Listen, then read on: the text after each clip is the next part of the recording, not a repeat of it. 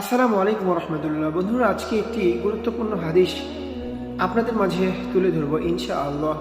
হযরত আবু হুরায়রা রাদিয়াল্লাহু আনহু হতে বর্ণিত, তিনি বলেন, রাসূলুল্লাহ সাল্লাল্লাহু আলাইহি ওয়াসাল্লাম বলেছেন, তোমাদের মধ্যে কারো হারানো প্রাণী ফিরে পাওয়ার পরে সেই ব্যক্তিটি যত পরিমাণে খুশি হয়, তোমাদের তাওবার কারণে আল্লাহ তাআলা তার চাইতে অনেক বেশি খুশি হন। সুবহানাল্লাহ, আলহামদুলিল্লাহ। বন্ধুরা, এই হাদিসটি দ্বারা আমরা বুঝতে পারি বা এই হাদিসটি দ্বারা যে শিক্ষা অর্জন করি সেটি হলো আল্লাহ তাআলা তওবাকারীর প্রতি অত্যন্ত খুশি হন এবং আনন্দিত হন।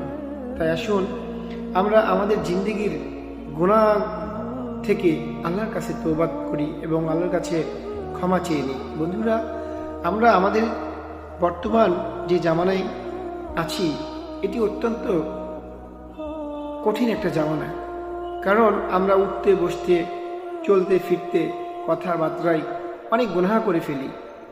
তাই আমাদের সবসময় তওবার উপরে থাকা খুবই জরুরি।